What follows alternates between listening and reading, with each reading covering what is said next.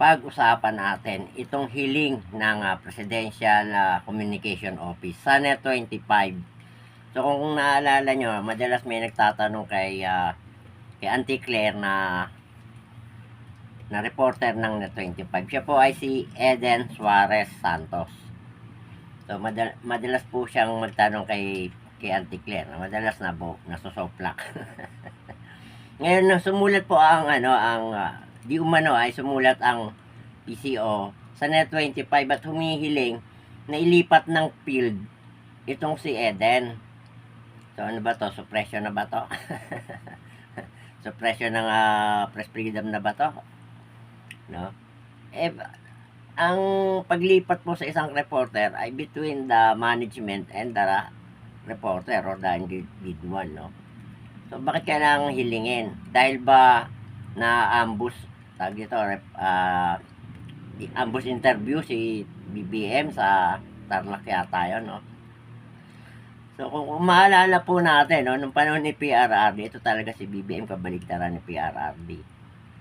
Kapag na-interview si PRRD, lalong-lalo itong si Doris Brigunya, no? Madalas binoboljak na si Tatay Digong, no? Marami namang video makikita natin, no, o napapanood natin na pag in-interview ni Doris si PRRD, talagang garapalan, no? Katulad nung tinanong niya si PRRD, ilan po bang mayor pa ang susunod na tutumba? Ano ba sagot ni PRRD? Depende yan sa intriga mo. Yung mga ganun na sagot, may sense of humor. Pero binalik mo lang, no? Kumbaga sa dapat ang presidente hindi napipikon sa tanong. Dapat meron siyang isasagot kahit na may konting patawa. No, at least hindi siya umiiwas. Kagaya niyan, parang umiiwas siya dahil si Eden, pag nagtanong talagang rekta kung magtanong, no?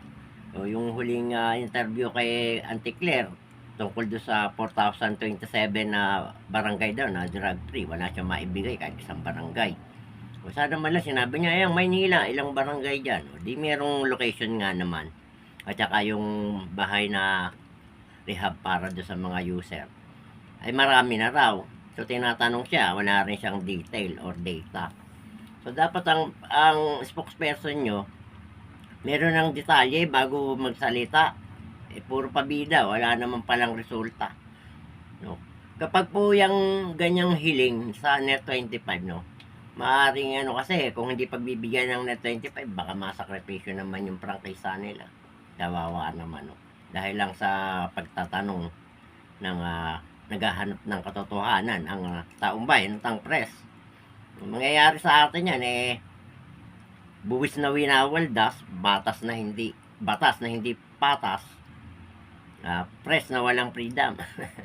Kapag minalas-malas pa tayo, ombudsman na may pinagtatakpan mangyayari sa atin. Nakakatawa, no? Hindi hiling sila na ilipat si Eden. Kasi nga pag nagtanong sa Eden, may laman, kaya kailangan ng sagot. Yung problema, wala sigurong isasagot, kaya napipika. Pasi ko si BBM pikon pikon sa mga tanong. Tapos dadaanin sa tatawa konti, pero wag ka offended. Yung mga gawain ng madaling mapikon, dadaanin sa tawa, tapos sasagot ng konti. Pabubulaanan. Dapat rekta sagot kasi nagtatanong ang taong bayan. Gamit yung mga press, dahil gamit ang press, nalalaman ng taong bayan ano ang ng gobyerno natin, no? Katayuan o ano nagawa ng Pangulo. Kasi may sinasabi si Auntie Claire na nagawa nung hinanap sa banda, wala naman din siya naisagot. Kaya po tayo magbantay, no? Una-una, yung paglabas ni alias Rene at alias Totoy ba yun? Baka ito diversion na naman. Baka may nawawala na namang pera doon sa kaban ng bayan.